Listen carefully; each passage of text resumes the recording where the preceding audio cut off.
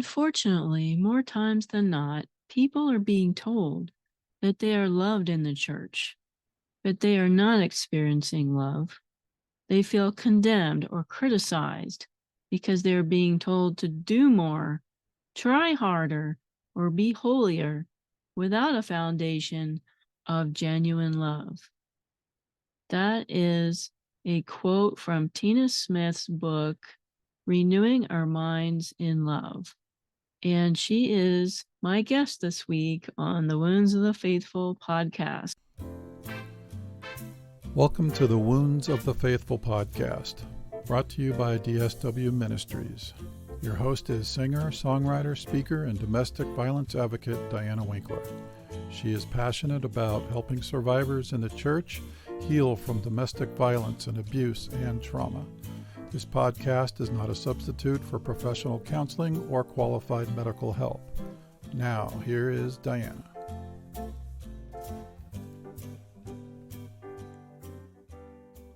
Hi, everyone. Welcome. Come on in. Get your favorite beverage, a warm cup of tea, hot chocolate, flavored coffee, whatever it is you enjoy. I am glad to be here with you. I was just thinking the other day that I have been doing this for 3 years now. Actually, November was my 3-year anniversary of the podcast.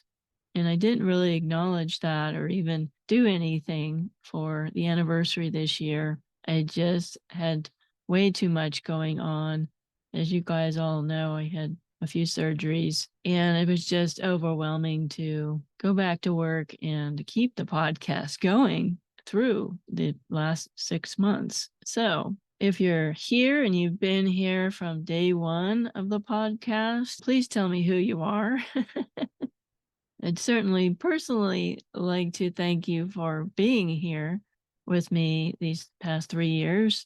And welcome to the new listeners who are maybe finding the podcast from somebody else or just a search on Spotify or Apple Podcasts. Welcome. I hope that you enjoy the content, the guests, some Bible studies I just finished. Go back and listen to some episodes that sound interesting to you. I put a lot of hard work into bringing you the best podcast I can possibly do with my energy level and resources that I have. So today is no exception to an awesome podcast. We have today my guest, Tina Smith, and she's going to be here talking about her book, Renewing Our Minds in Love. She is a psychotherapist, a registered social worker, teacher, and host of the Rewired by Love program. So she is about healing emotional trauma and specifically equipping the church with the tools to help do so. In our current cultural environment, families and leaders are increasingly encountering individuals affected by mental health issues, abuse, trauma, and sadly, faith-based trauma at an alarming rate. The uncomfortable reality is much of the church is simply not equipped to handle the complexities those struggles involve, let alone aren't aware of the tools and methods needed to help people heal, particularly when it comes to religious trauma. So that's what Tina and her book is all about. So I was very intrigued about what she has to say on this topic that is near and dear to my heart, of course, and to yours. Those of us have been through religious trauma. So I hope that you enjoy this episode with my guest, Tina Smith. Please welcome my guest today, Tina Smith. Thanks so much for being on the show today. Thank you so much for having me. I'm excited to be here. I heard you on Jeff Price's show, a fun interview. Oh, yes, it was fun. Yeah, it was great. So I was very intrigued to have you on the show. I know you talked about something different, more about marriage in that particular interview, but really was interested about the church and faith-based trauma, which we are all very familiar with on this podcast. Our listeners and a lot of my guests are talking about that very topic. We need the tools to help the churches that really care about their congregation. And we need healing for the survivors that have suffered that trauma from the rotten churches. Oh, Am I yeah. right? Yep, you were exactly right. And you are a psychotherapist, a social worker, a teacher. You have Rewired by Love radio program. Yeah. Have you always wanted to be a psychotherapist? Have I always well, it's funny because when I was a kid, I think I just wanted to help people. I don't know where that desire came, but I think as we're in high school, no one really knows, what does that look like? Where do I go to school? Do I go to school? So I just think I continue to figure it out. I remember, did I want to be a public school teacher? So I did like a high school placement in high school. I'm like, no, I don't know how teachers do it. My goodness, I knew that wasn't my call. So I just truly, my goodness, I have a funny story too, where I thought I wanted to be a police officer. So I know, I kid you not, I went off to college and I did what was the program at the time was called Law and Security. So I thought, okay, I'm going to go in college and I'm going to become a police officer. I had no clue. So I remember I was on places. So we had to do an internship with one of the police. So I did a placement with the Ontario Provincial Police, so the OPP. And this is where I became probably more aware of what I wanted to do. And I remember the police officer that I was with, we had to pick someone up and we had to put them in jail at the local detachment there.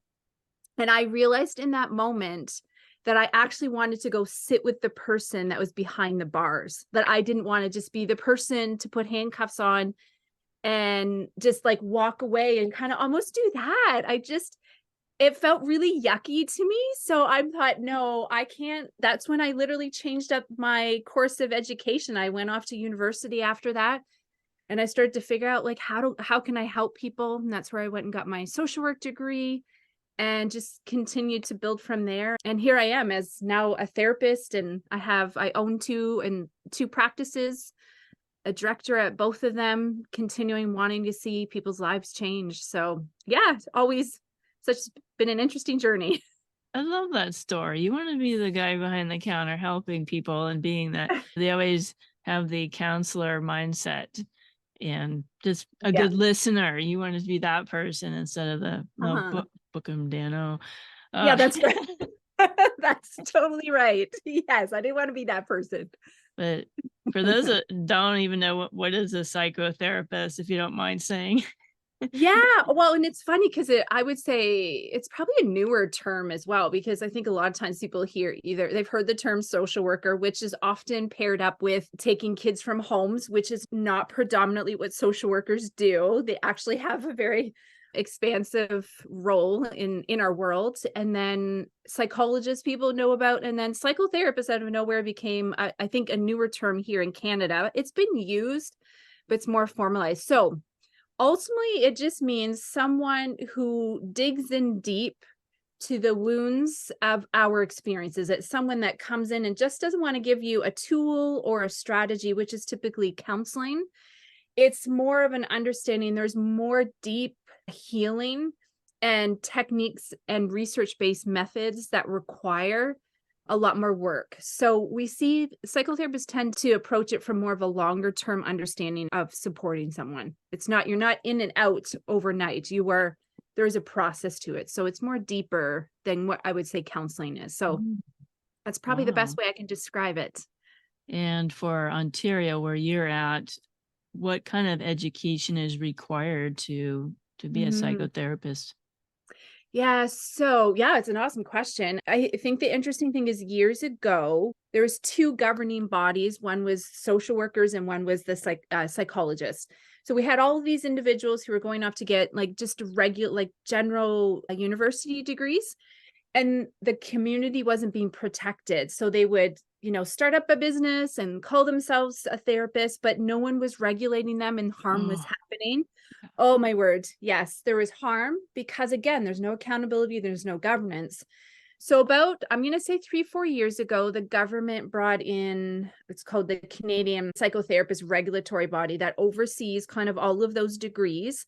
that didn't fit in psychology and didn't fit in social work. So now what's required is you have to do some form of undergrad humanities degree. And the interesting thing, I would say, to be a psychotherapist, you can do marriage and family therapy degree. You can do like an undergrad in psychology, not necessarily become a PhD, an actual psychologist. You can do, I'm trying to think of what other ones. There is a new university degree in this area. It's actually a psychotherapy degree.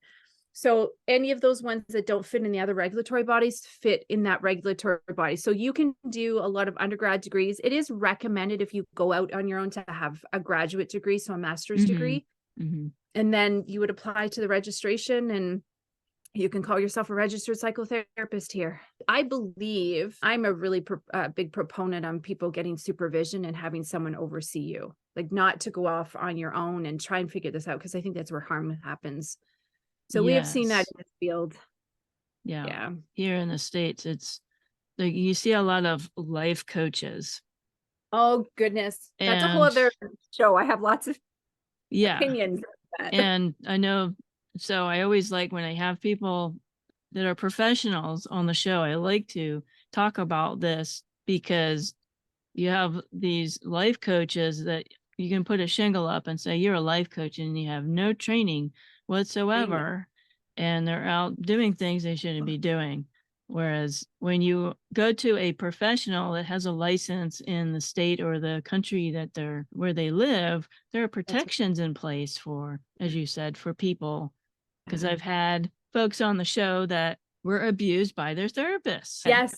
I was just going to say, I don't think people actually will understand that some of the work that people do with us is a result of the damage that's been caused by life coaches or untrained therapists who were not regulated or not regulated well, because these ones, now it's a little bit different here because you have to get so much supervision hours. Now, once you have your supervision hours, you don't have to continue, which I think there's danger in that. I think people should always have someone that they can check in with and make sure that they're still governing properly.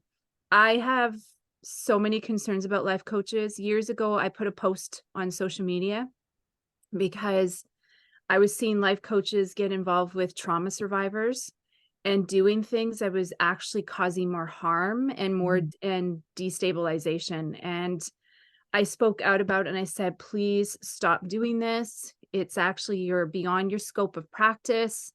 And because they're not governed, they can kind of take all of these courses and think that they then can help people with really substantial concerns. And that's so risky to people's lives. Yeah. And my other category is biblical counselors. Oh. Pastors and these biblical counselors that don't have any state licensing, and they think that the psychologists are evil and all you need is the Bible and all you need is prayer. I have a very strong faith, and prayer and Bible reading are important to me, but you do need a professional to help you through some of these mental health issues. You can't just wish it away and think it's going to disappear. No. And I think the problem with that is so many people who look for help outside of their church is immediately what I hear within that is they will say, Tina, I keep hearing the same thing. I'm not praying enough and I'm not reading my Bible enough. And there's such a myth around that perception that people who are suffering or struggling, it's almost like they've stopped reading their Bible, which is the opposite is true. And so I just see more harm and more shame, more condemnation that's placed upon people. And people walk away becoming disillusioned by God, because I don't think the leadership recognize that if this is the message and I'm going for biblical counseling and they don't understand how substantial my wounds are, such as if you have someone who's been abused as a child and they're struggling today, and then the biblical counselor wants to just give them scriptures, they're not understanding the implications to their nervous system, their brain. Like we are more than just spiritual beings. And that really has been overlooked by the church. Yes. We need to understand, yes, the body needs care. I've been in healthcare for the last 15 years, primarily in the pharmacy realm. And You take a pill Oh, for diabetes, or you take a pill for cholesterol, or you take a pill for whatever it is.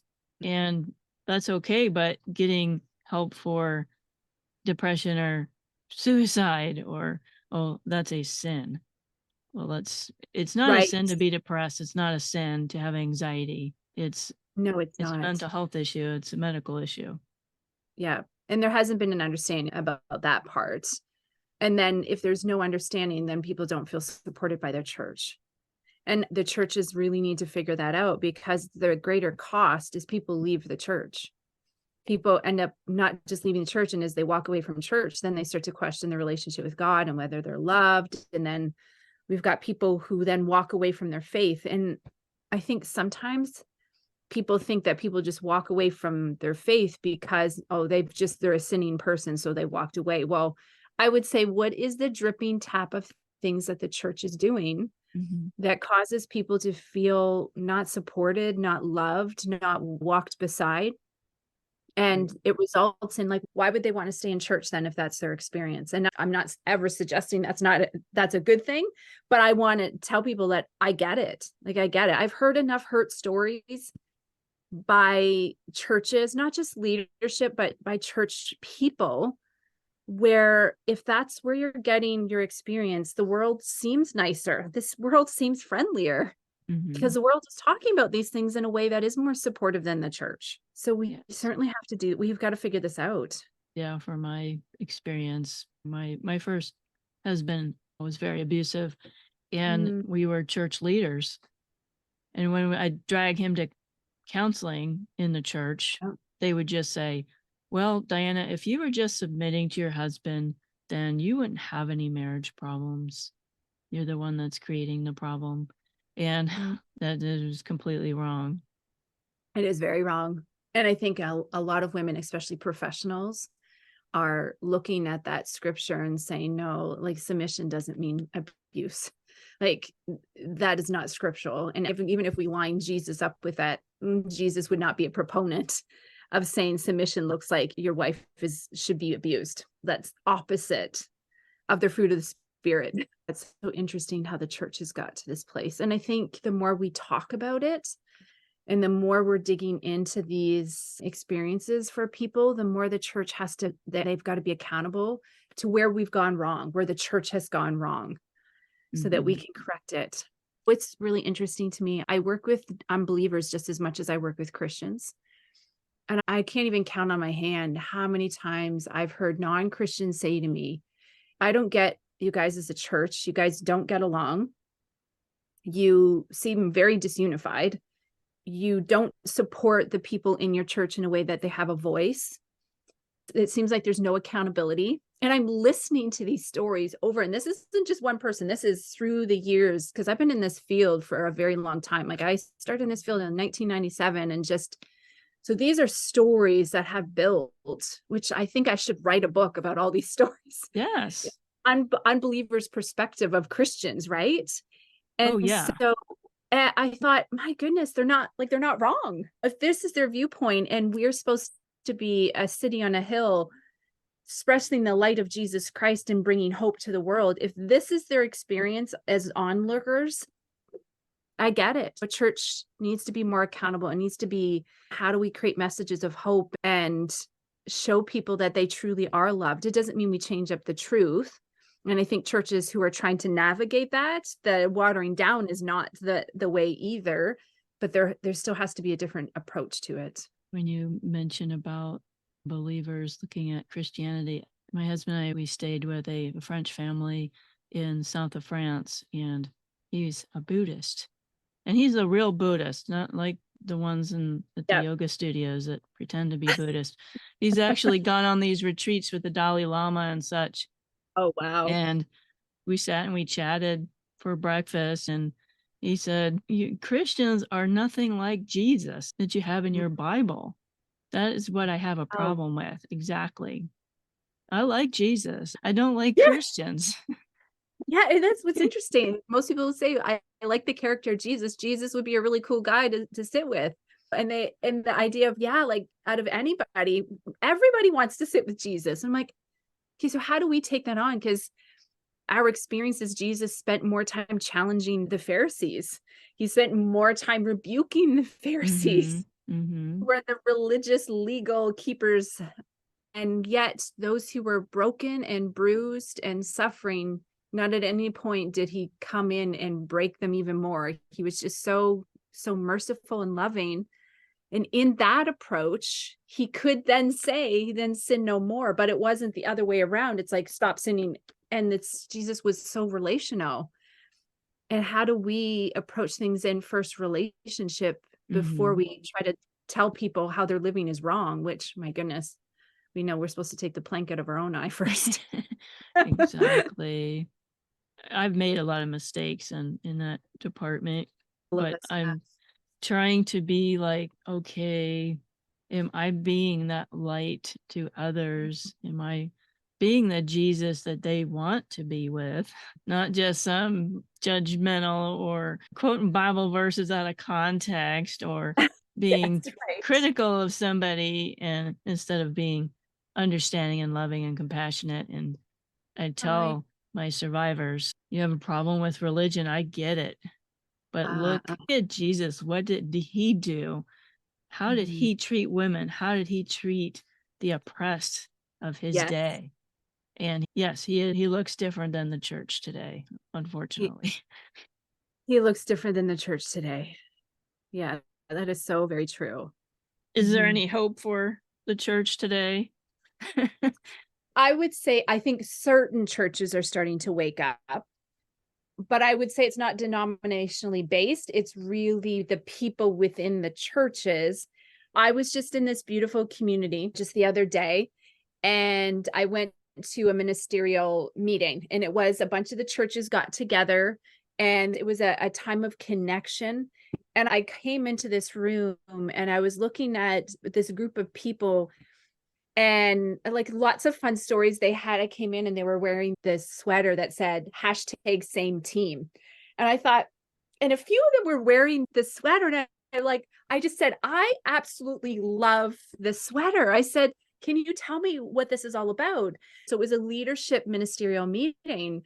And one of the pastors said, well, the food bank in our local city reached out and basically said, would you guys be willing to start to get your congregation to donate to the food bank? So the church took it on, and they thought, hey, why don't we reach out to another church to see if we can have this like fun little competition? So another church got added, and then another church got added. And it was this friendly competition that brought these churches together in unity. And what I loved was, here's a Pentecostal church, Pentecostal leader, and a Baptist leader who were literally friends and spend time together and are connected. And I just said to them, you know what? I bet you God is looking down and smiling that his children are getting along.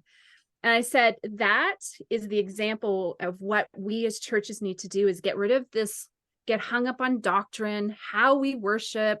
Do you believe in the gifts of the Spirit? We need to put those things aside and say, it really is about Jesus. Everything we do is about Jesus. Let's come around together around him.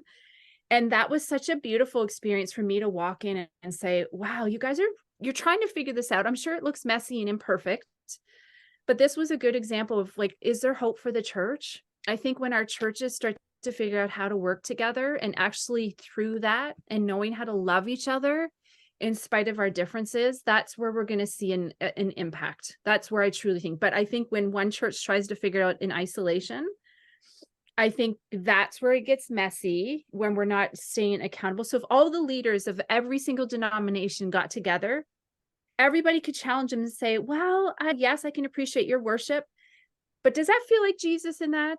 Does it feel like and so I think there's a great way of organically holding accountability to the leaders of the church, and not about competition and saying, I'm doing it better, oh, you're doing it wrong. It's like, no, does it look like Jesus? He's the hope of the world. So let's make sure that we're doing that. Okay, everyone, that is a great place to stop, to continue for next week on what Tina Smith has to say. All the things that she said so far are gold, are so helpful, and she really understands what we are going through, doesn't she? I've heard her talk on many podcasts, and I think that next week is going to solidify it even more. She is going to give us some real tools in how to deal with the religious trauma that we've been experiencing. And for those that are church leaders that are listening, you have some things that you can learn to incorporate into your church community, whatever community that is. So please come back next week with Tina Smith and myself, of course. God bless you and goodbye for now. Thank you for listening to the Wounds of the Faithful podcast. If this episode has been helpful to you, please hit the subscribe button and tell a friend. You can connect with us at dswministries.org, where you'll find our blog along with our Facebook, Twitter, and our YouTube channel links. Hope to see you next week.